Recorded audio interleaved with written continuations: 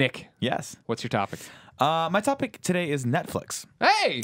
And so recently, here's what's been happening. I go home. The old habits die hard, right? I go home and I immediately turn the TV on. Yeah. And there's nothing on. Sure. Never. There's never anything on. My wife leaves it on MSNBC, so more often than not, when I'm eating dinner, I just end up watching news, which is good. I mean, I'm a little bit more informed than I was even a month ago.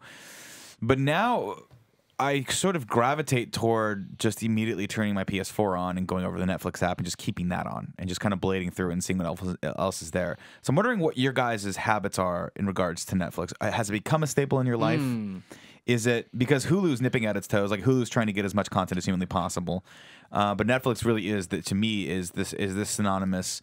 It's synonymous with cable. It's synonymous with the HBO. It is sort of the thing, one of my go-to systems. Yeah, I mean, for me, where I am with Netflix, right, is constant disappointment. I feel like, is that I turn it on, I have built out my list, and I only watch TV or I only watch anything that speaks at me when I'm extremely tired, don't want to play a game, or when I'm going to eat something. You just want to have something on while you eat, right? And so. Right now we're in a great time for video games. So when Christine and I sit down to eat, we're looking for something 30 minutes or less. Right. We don't want to be committed to a movie here, everything else. So then it's mainly, what do you want to watch? I don't want to. You go back around. You're like, I want to watch It Follows. It Follows isn't on there. I thought it was. Some kid tweets me about The Bridge, that documentary about the Golden Gate Bridge, and I was like, I've been waiting for that. And he said he watched it on Netflix. I was like, yeah, can't find it. Of course, he's in Canada or whatever. I'm like, God damn it. And so it's just like I have all these things on there I never really want to watch. I settle a lot on things to watch. Once in a while, there will be like that the morning the other day where I was like, all right, let's watch The Sheik. Watch The Sheik documentary. Like, that was great. That's awesome. But Christine's not a big documentary person, so I don't watch a lot. I have to try to figure out when I'm watching these documentaries by myself. I watched The Sheik, by the way. It's good. It's depressing. Yeah. But good. Yeah. I feel like that's kind of where I'm at too, is that every day I go home and we go and I kind of log on to Netflix and I blade through all the options. And inevitably, I spend more time adding things to my queue that I never intend to watch than I do actually watching anything. With the exception of we were in Santa Cruz last weekend for the 4th of July, and I walked onto the boardwalk and I was like, oh right, this is where they shot Lost Boys.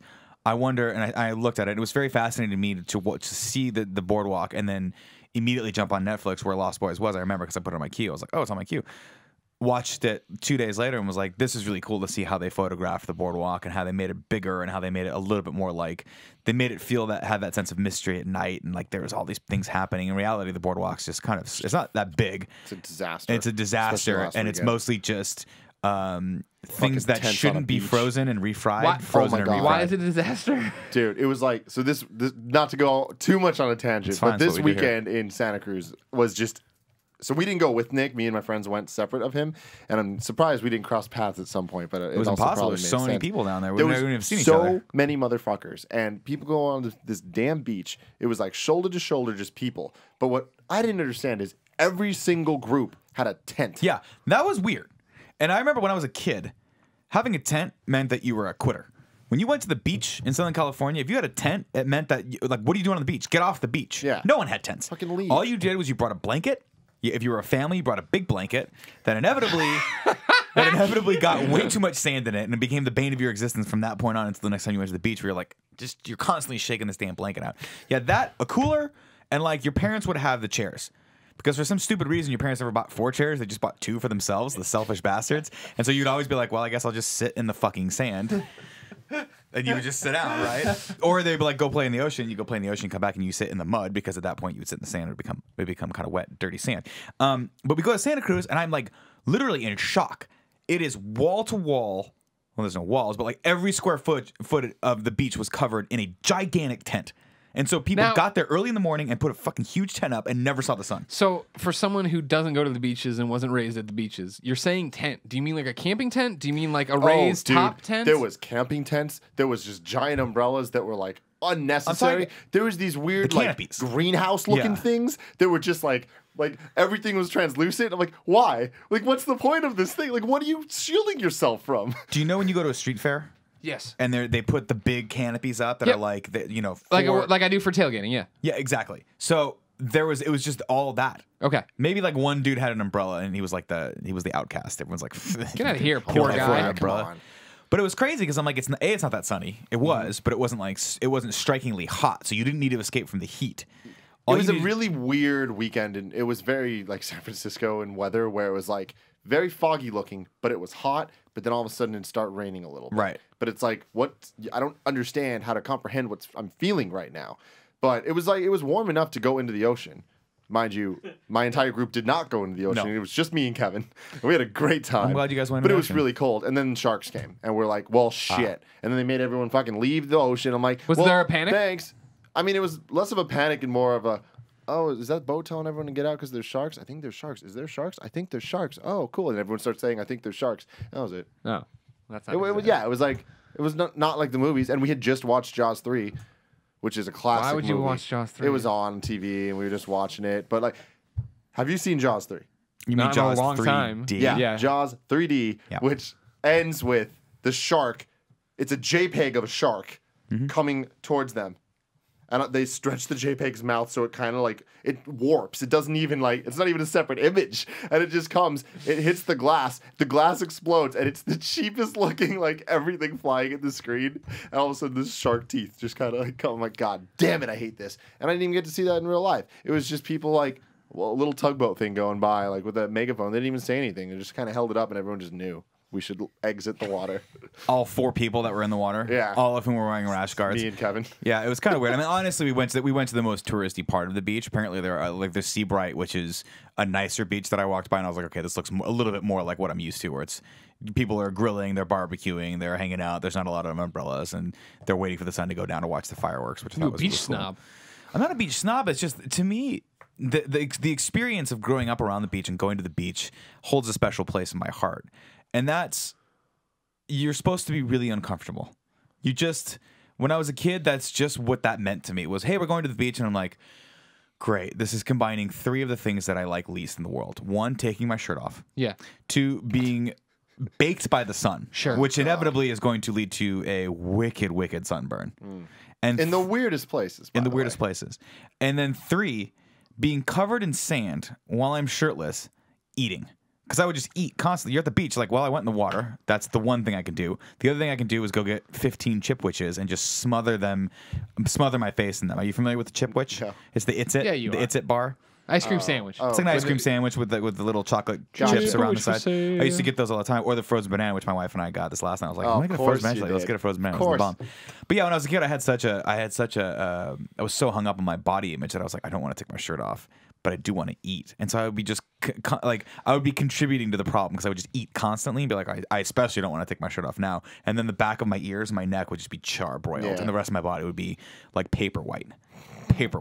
Yeah, man, Santa Cruz is weird because like I've grown up going there, so I went there a bazillion times. Sure, I haven't been there in like probably 10 years at this point, and it was the same place I remember, but with a lot of just different things. Main thing being, I'm now an adult, so all the things I wanted to do when I was younger, it was just like, oh, I can do those things. So all those deep fried Twinkies that I always just looked at and was like, man, one day I walked by that. Today was that day.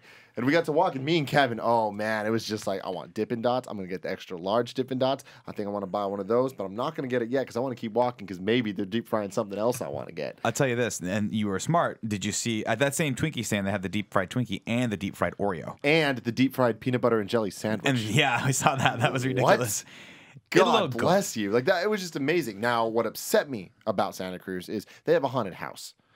And it's a classic. I remember this ride from my younger days, and it meant something very special to me. They remodeled it.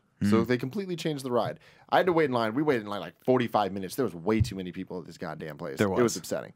Get on the ride. First couple rooms you go through, I'm like, oh, it's a haunted house. Like, I'm an adult, so this isn't as cool as it used to be, but, you know, it is what it is. Then all of a sudden they get to another room, and I'm like, oh, it's the Santa Cruz haunted house. They remodeled it.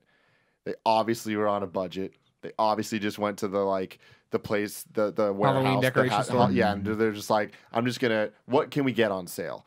Because all of a sudden a velociraptor pops out, and I'm like, what the fuck? And then there's just an alligator kind of chilling, and he's just doing shit. And I'm like, what the fuck? It's not even animated. It's just sitting in the corner. We get into another room, and there's just this like devil-looking thing, and I'm like, that's not even a haunted house thing. Like, that's just a fucking devil. And then it's The Walking Dead all of a sudden. I'm like, all right, you guys, you're not even trying anymore. You're not committing to the theme of a haunted house. This is not a haunted house. This is just a fucking disaster. Just throwing some stuff in. It was upsetting. It was very upsetting. Yeah, it was an interesting weekend for me too. But it was cool to see. And again, it was cool to then go back and see how they like why they chose that specific area and how they were able to make that whole thing look a lot better and a lot bigger.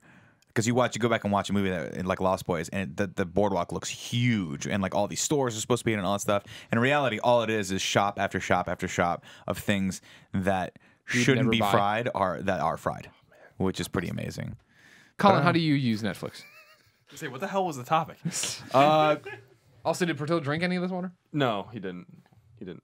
So Netflix is like, I don't know. It's one of those things that is a great idea. They persevered. I give them a lot of credit. I was just talking about them the other day with someone. Is that all signs should have pointed to them being extinct by now, yet they figured out a way to revolutionize the way we watch films again. And they're much, in a way, they're kind of, I don't want to compare them to Apple necessarily, because they're definitely not nearly Apple, but they're Apple-like in the sense that they revolutionized a way to watch movies 15 years ago and then did it again. And stayed relevant. Because I was talking to someone, I'm like, remember when Blockbuster was like kind of beating Netflix for a while, and they were doing their mail-in thing? You could just go into any store and like just trade out movies. I was very loyal to Netflix at that time. You know, Dance with the One That Brought You and all that. Wait, you were loyal to Netflix or Blockbuster? To Netflix. Okay. But they figured out a way to persevere, and I can't believe that they only charge $8 a month. I have no idea like how they make money. Well, I guess they tried. I think they raised it. It used to be $7.99. Now it's $8.99, right, or something like that. I still pay $7.99. Do you? Yeah. Grandfather. But I'm not a grandfather. I don't even have any kids. You're ruining it, Kev. We want us to make him think the video froze. We like doing pregnant pauses. So I like using Netflix, but I agree in the sense that it's a lot of volume and not a lot of things that I actually want to watch. And the biggest problem with Netflix is that it's just unsearchable. Right. So like it's just there's a great website that it's like streamingcatalog.com or something. I don't know what the fuck it is, but it's like a place where you can go and it's just like it's somehow gotten into Netflix's API or whatever, where it's like, here's everything on Netflix. Mm-hmm. You know, and I'm like, why doesn't Netflix do this? Yeah, like, Netflix I don't understand. Is really weird with a lot of their stuff. It's annoying. I mean, I have a lot of issues, and I just personally don't like streaming programs like that. But Netflix is interesting in that they don't release any stats. They don't release what their catalog is. They won't let you know what the most popular things are. You can't search by popularity, search by like all these things that are kind of we are so used to because we've used things like Amazon for so long. Yeah. Where it's like that's how you filter things. You use iTunes. That's how you filter things. And then you get to or even YouTube. All this stuff. Netflix is just kind of like it really is tailored to getting people to just constantly put things in their queue to feel like they're getting more value than they actually are. Yeah, I mean, there's certainly they are masters of UI in a sense because Netflix, especially on PS4, I think is like really, really well done. So they know what they're doing. They leave these things out because probably they're looking at statistics saying like this is just the way we can maximize the amount of money we make. But it's annoying that I have to use like a third-party site that's like basically hacking into their API to figure out like what the fuck is on the goddamn service. Like it's annoying when it's like, here's the documentaries and here's 20 documentaries. And I'm like, you don't have just 20 documentaries, so why can't I see all of them? I don't understand.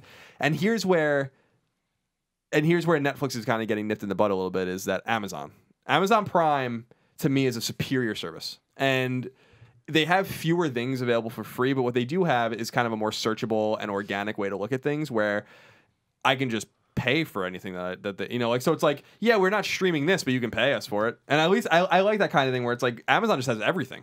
Yeah. And then you look through it and you're like, okay, I'm looking at the Batman movies. It's $3 to rent the Batman movie for 24 hours. All right, whatever. I've spent a lot of money on Amazon just for that reason too, where you go through Netflix like, no, this looks good. You jump over to Amazon, new releases. Okay, I've bought movies there, right? Because you just rationalize in your head of like, well, it's $12, but if I would have seen it in theaters, it would have been 13 plus this, that, and you know what I mean? So whatever, fuck it. Yeah, I mean I'm on the fence on that too, because more often than not I'm like, oh, you know what I really want to watch, and I go first search Netflix and make sure I can get it for free. It's not there. You immediately go to Amazon. Yeah. It's there. It's $3. Yeah. Now, you can't buy it in app. You have to go. Which is so weird that they do this. Yeah. On the PlayStation, and I'm thinking I'm getting this wrong. On the PlayStation Amazon Instant, you can buy things right there and you can go. tie it to your credit card. Yeah, Xbox, but on your Xbox you can't. On your iPhone, iPad app you can't. And then if you go through the Amazon app on iPad, like the Amazon storefront, you can't buy it there either. It's super weird. You have to go in through the browser. Amazon's weird. That's I think a big problem I have with Amazon is the whole needing to get like their player sucks, and you have to use all that like third-party bullshit, and like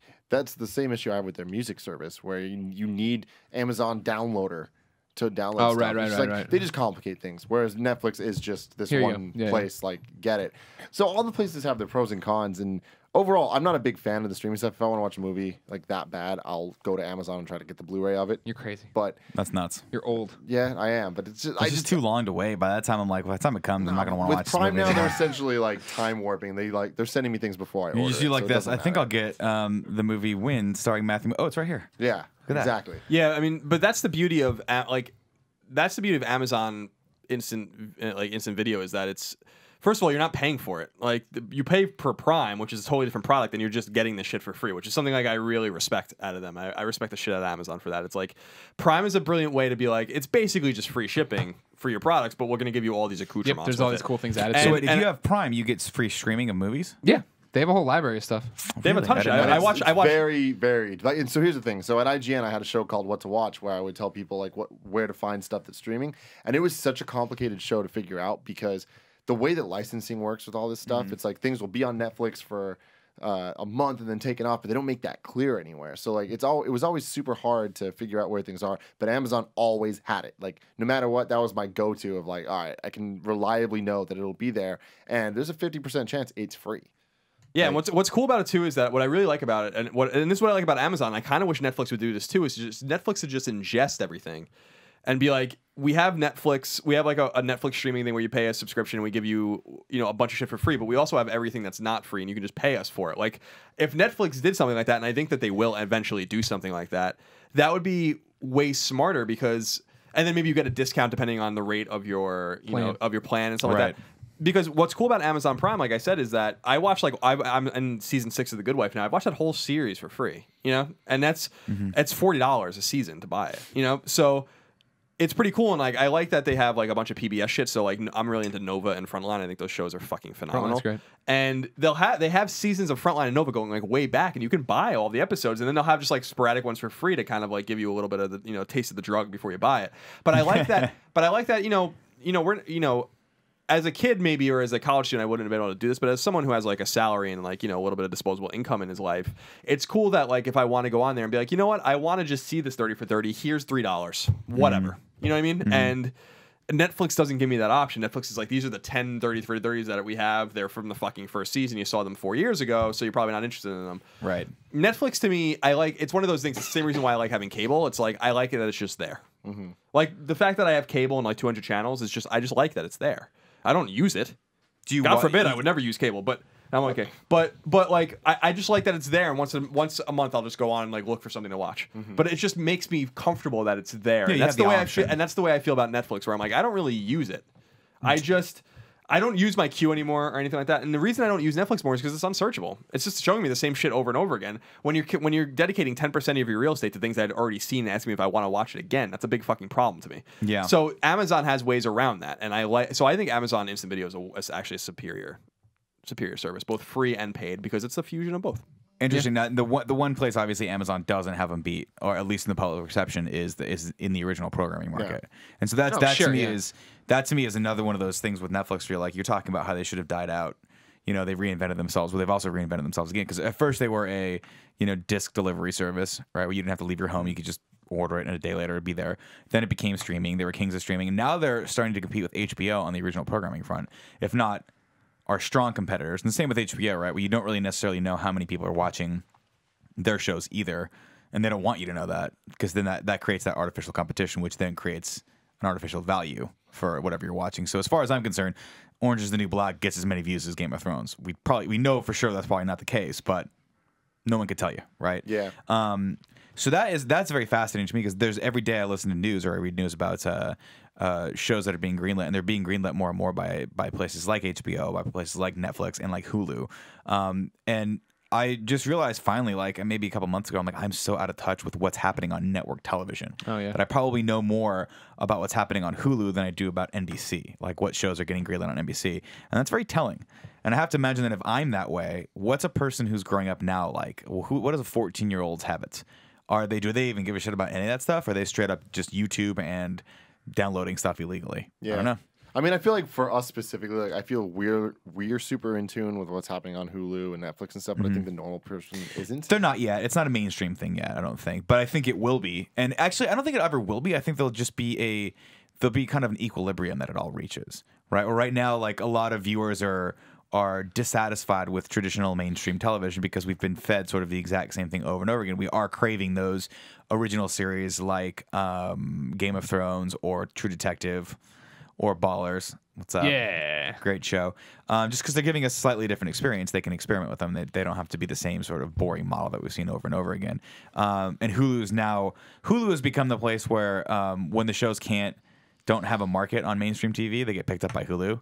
So it's like Community went over to Hulu for a season, right? Arrested Development. Community went to Yahoo. Oh, Yahoo, I'm sorry. Similar thing, right? Where it's like, well, we can't exist on NBC because we can't afford to charge the ridiculous ad rev that each one of these shows needs to sustain itself. So go over to Yahoo or go over to Hulu.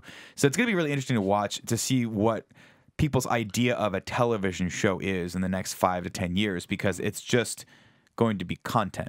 Similar to kind of what we're doing now, right?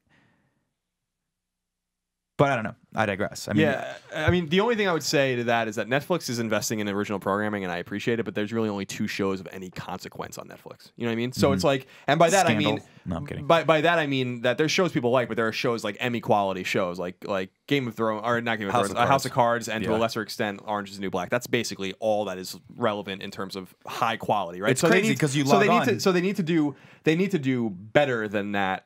I feel like they're already making waves though with that, right? Like this season, whatever. Jesus, the last 3-4 months have seen Unbreakable Kimmy Schmidt, which was awesome, which is a great comedy. How is that? Is it good? Yeah, it's totally. It's one of those that'll get an Emmy nod, I'm sure, in some respect. And now that Grace and Frankie thing, which is big talent. I don't think the show is like amazing. Yeah, right? no, I'm not saying that because they also have Daredevil, which is big. But again, on quality. They have like things that like make the only show that they have that has made significant buzz with like TV types where it was nominated like in legitimate categories was House of Cards and Orange is the New Black. And so they can have like all of the fluff, like Daredevil's the fluff that people like the pulp stuff, and that's great.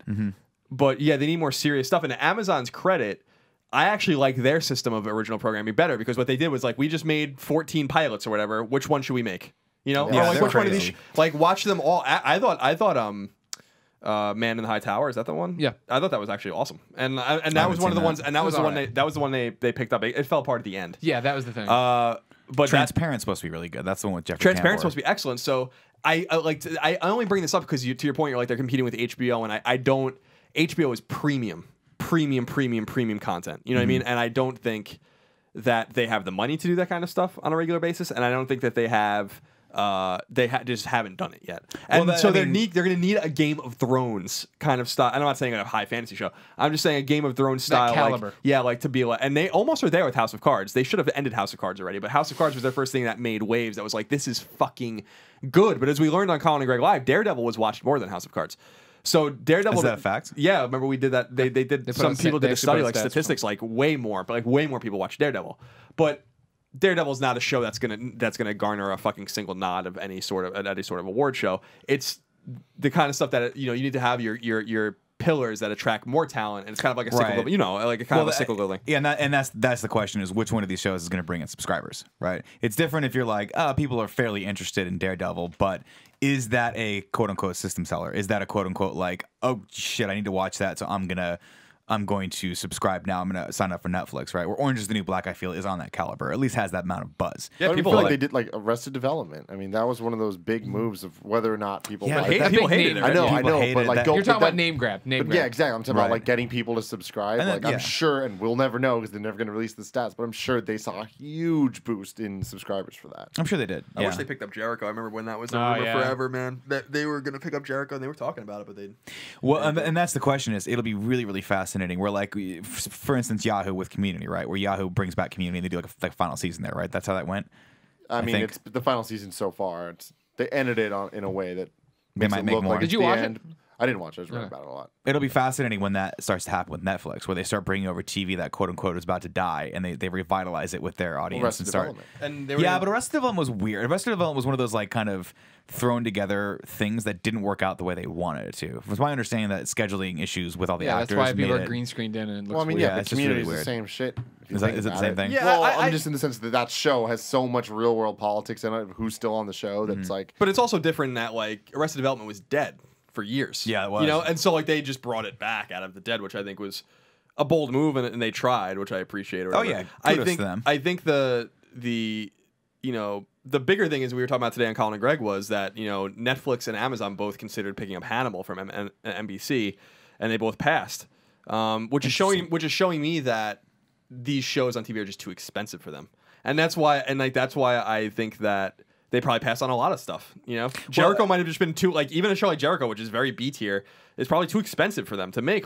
So they have to figure out either go all in and spend a lot of money like they did in House of Cards, or you find a hit like Orange Is the New Black, which they clearly didn't spend as much money on. But I'm sure that they did not expect the return they got on it. In other words, it's going to be a mixture of investment in sure products or things that they're really confident in, and then hoping that one of these shows like the new one with the old people. Grace and Frank, yeah. That they hope that they invest in people like Jane Fonda or whatever that will bring people over, and then they like the show itself. It's legitimacy, right? It's gonna be a huge risk. The thing is that they have very little room for risk because they're not a cultivator of talent, and they're not a cultivator of original IP only. They're not like any of these other networks. They have to worry about their main business. Well, but no, I would argue the opposite, right? Where they can take as many risks as they want because their main business is a bunch of people who forgot they still subscribe to Netflix and use it occasionally and be like, oh wait, yeah, I still pay $8 a month for that. And they're taking all that money and going, cool, how do we capitalize off this? How do we take risks like House of Cards? House of Cards costs them a lot of money. I mean, it costs a lot of money to get David Fincher and his whole crew in to actually shoot the pilot and develop the look of it. All the writers and all of the actors, what's his name? Kevin Spacey and Robin Wright. Those people are A-list actors. They charge a lot of money for that. Now maybe they took a little bit of a less on the front end for that thing, just to be able to do something cool and do something experimental. But you're absolutely right. They do need to reevaluate sort of where the market is. They can't pay people millions of dollars per episode and expect to be around for a long time. But that I guess maybe is the core of what I'm talking about is where is that going to be 10 years from now? Is television costs so much money to make right now, but as people's expectations of quality kind of they don't decrease but they change, right? Like my expectation of quality is no longer Game of Thrones. Now it's a broad spectrum of what I find entertaining, all the way from Game of Thrones down to something like a Trailer Park Boys, something like that, which Netflix keeps beating me over the head to watch, and I refuse to watch it because at this point it's recommended it for me every turn. You're like, this is what you really want. Yeah, I'm not going to watch it. It's hopeful. I mean, ultimately, my hidden agenda is hopefully one day we get something on Netflix. I think that'd be cool. I mean, that would be cool. I think there's something you said, though, about the fact that I feel like in this day and age, people look at Netflix and HBO as the exact same thing in terms of original programming. Because you guys watched Ballers. Why? Because HBO made it, and The Rock. But what I'm saying is you guys knew you could, or Silicon Valley. Like, why would you watch these things? It's just you believe in HBO and they're telling you, hey, here's this new thing. Try it. See if it's for you. Yeah. And I feel like Netflix has that same shit where it's so many people I know watched Unbreakable Kimmy Schmidt or the Daredevil. New Netflix people original. That didn't give a shit about superheroes was like, I'm going to try it because it's the new Netflix thing. And it's there and it's free and I know everyone's going to be talking about it, so I might as well get on board and see what it's about. So it's going to be interesting to see the next couple of years and how far down they go and when people stop caring. I feel like HBO is a little bit better, though, at making their content an event. Where especially since they do still have... Really? Are they? Well, especially if you have the service on cable and you go there, they're so good about promotion. Like every show ends with a promotion for the next big show. Yeah, or true. Every time you're watching Game of Thrones, right into the next one, right? Yeah, you'll start Game of Thrones, but it'll be a baller. Like it'll just be a preview for Baller before you watch Game of Thrones. That's why I know Ballers, because when I watch Game of Thrones, it does that. But I mean, Netflix, I would not say is bad at promotion. No, they're not bad. It's just because they don't have the standalone service, because you're not just tuning in and having that stuff programmed for you. You don't feel that same sense of cohesion as you do with HBO. Where HBO seems like it's one person programming for me, whereas Netflix seems like it's an algorithm that consistently Netflix, you can just gets bounce, it wrong. right? That's the whole thing. It's like I didn't know Kimmy Schmidt was coming up until I turned on Netflix one day to watch something else, and it was at the top. You should try this. Well, I was like, okay, cool. But I mean, it wasn't back to an event. That's the opposite, right? I knew Ballers was coming. I knew Ballers. I mean, for weeks and months, that Ballers. Still good too. The it's last good. episode. It's getting better. It's enjoyable. All right. It's like Entourage, where you're like, oh, Entourage, and you watch it, you're like, great. I like these guys more than I liked Entourage. I like The Rock and Rob Corddry more than I like the Entourage guys. I liked Entourage just because it was. This is a separate topic. It is a separate topic. I'm not going to go down. Don't even go down that road. I got good news though. Your topic was good, and it was sponsored by Squarespace. Yeah, I won. I won, everyone. My topic was the best. Provides simple, powerful, and beautiful Squarespace provides simple, powerful, and beautiful website that look professionally designed, regardless of skill level. No coding required. Not only does Squarespace provide you with intuitive and easy-to-use tools to create your own website with, Squarespace also has state-of-the-art technology powering your site to ensure security and stability. And you know you can trust in Squarespace for your website needs when millions of people and some of the most respected brands in the world trust in them too, just like we do. We do. You built it. We are definitely one of the most trusted brands in the entire world. I think to this audience, we are. It goes Intel, then us, then other brands that I can't Has remember. Intel been in a Spider-Man comic? I don't think so. That's true. We are. Spider-Verse 3, everybody pick it up. Look for the Kinda Funny sweatshirt. Squarespace gives you 24/7 online support and a beautiful website for only $8 a month. You can even get a free domain if you buy Squarespace for the year. So what are you waiting for? Start a trial with no credit card required and start building your website today. When you decide to sign up for Squarespace, make sure you use the offer code KINDAFUNNY to get 10% off your first purchase and show your support for us. Kinda Funny. We thank Squarespace. We do. Thank you very much. Yeah. Yay. Go to kindafunny.com if you want to see it in action. Or just go to kindafunny.com if you want to see fun content. Yeah, you just want to go to see.